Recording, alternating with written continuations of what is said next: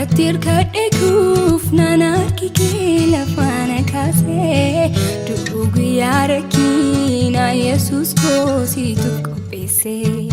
Silale badena fa barbada meyu inargamu Harki sajala kef meleno iyadatamu Namatir kadekuuf nanarki kila fana kase Dugu yarakina Jesus kosi tukopese Silale badena fa barbada meyu inargamu Harki sajala kef meleno iyadatamu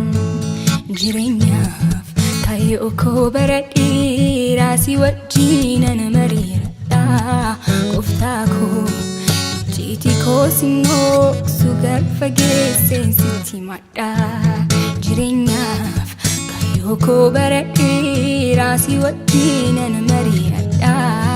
Goftaa ko Jiti ko singo sugar fagese siti madda Wabi konsi goda dasichina finta unami Goftaa ko garake dufasitanir kada ani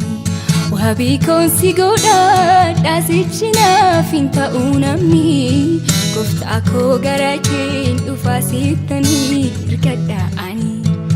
Jireenyaaf kayo ko baradi rasi wajjina na marirada Goftaa ko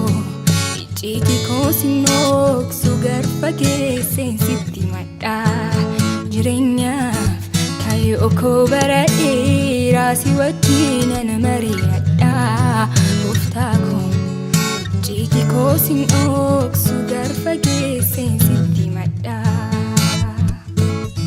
Abdi ko yeroo hundumaa amanamna ko Jireenyaaf sitir kaadhe gaabbiin qabu harka keetu waanan dadhabu Abdi ko yeroo hundumaa amanamna ko Jireenyaaf sitir kaadhe gaabbiin qabu harka keetu waanan dadhabu Nageessa jireenyaaf ano beeka sibiratti dabalan barbaadu Waa'ee koof karaa hundaan si eega naafirta rakkoo salphi adu Fooniif lubbuu kobsinaa manaadha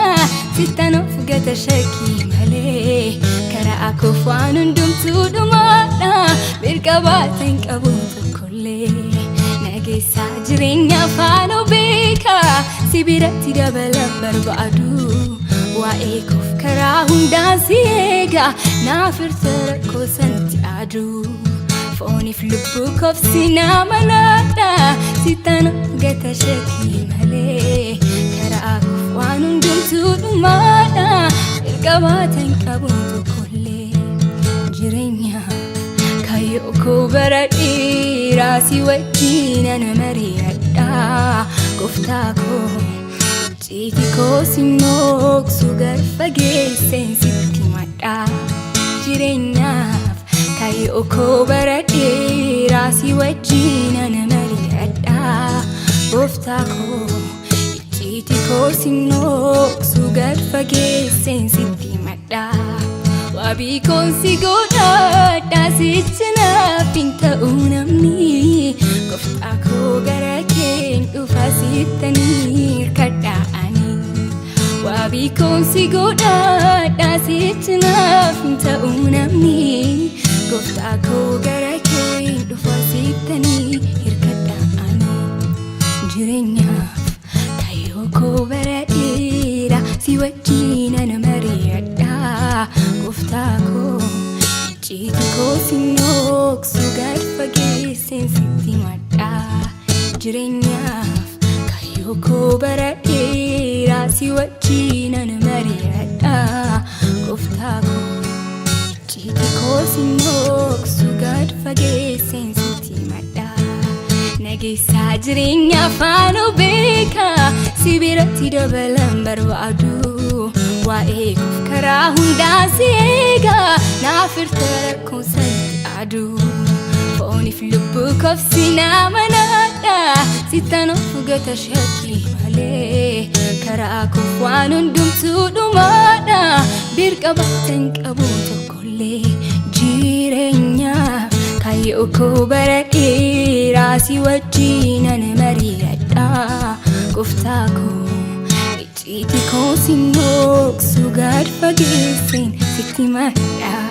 jireenyaaf kayyoo koo bara dheeraa si wajjinan mari'adha